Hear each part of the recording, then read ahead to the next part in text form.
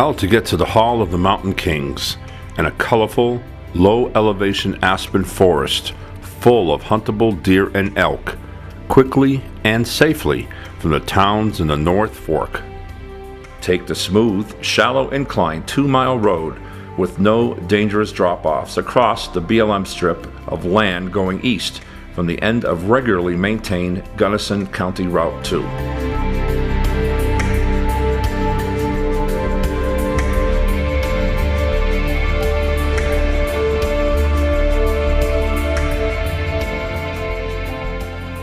Route 2 starts at Paonia State Park, just north of the Paonia Dam.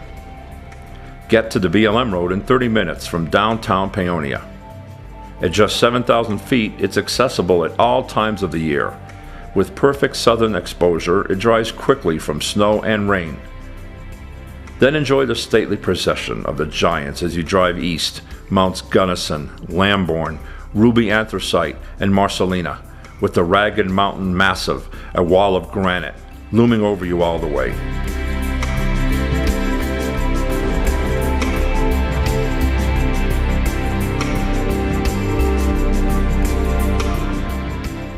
Get to the Deep Creek trailhead at 7,400 feet 20 minutes later, and get ready for an aspen adventure.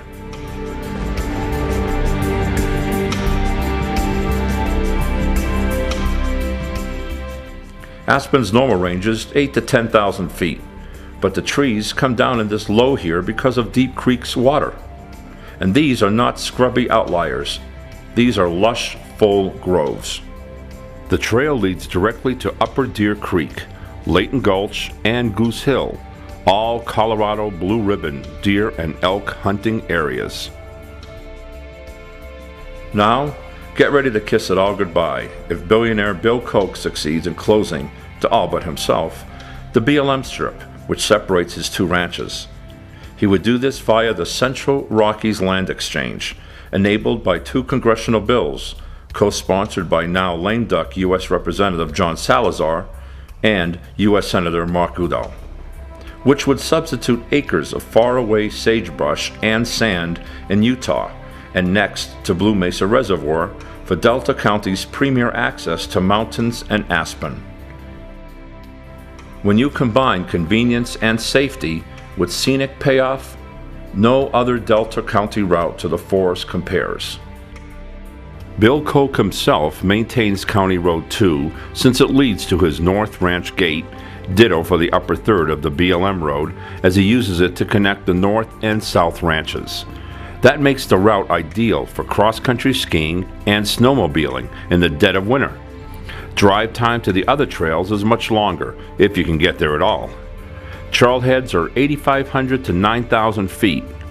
Roads to them are closed after the first major snows, and hunters are just out of luck for the best parts of their season.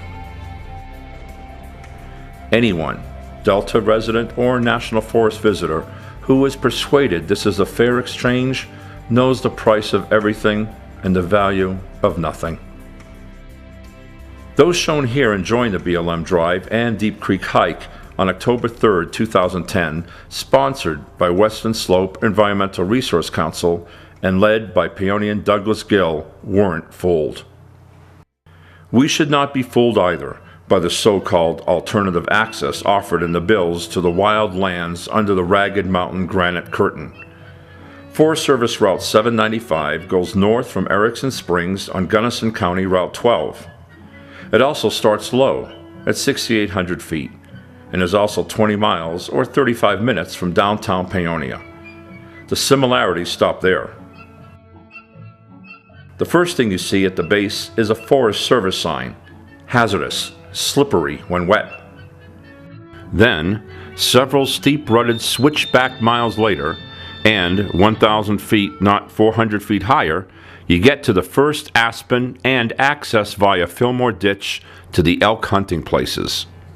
Look closely in the dried mud and you'll see chain marks as ATVs and perhaps a few unlucky SUVs dug deep for traction.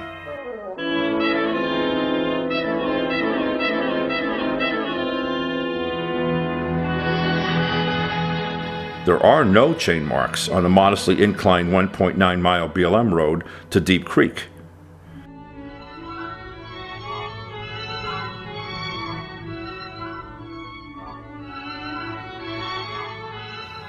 Mr. Koch says he will improve Forest Service 795 by graveling it, but it wouldn't be long before the gravel was driven in or spun off, and he only said he'd do it once.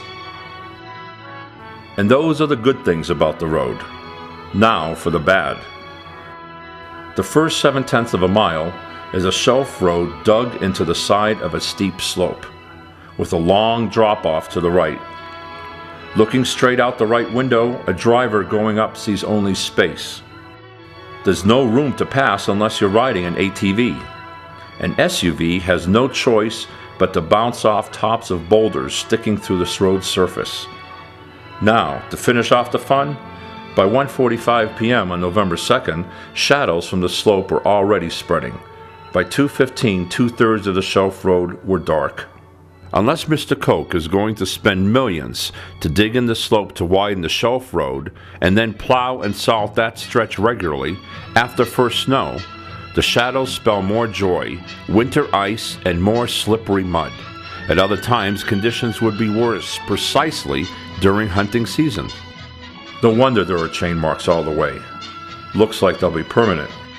The owners of the private land say the easement they granted for the shelf road section doesn't allow that kind of massive cutting, filling, and constant maintenance, even if Mr. Koch wanted to pay for it. Now you've seen what's at stake. Even those who don't live in Delta County should want to do their part to kill H.R. 5059 and S. 3537, which are due to be introduced into Congress in early 2011. The reality is, there's too much to lose.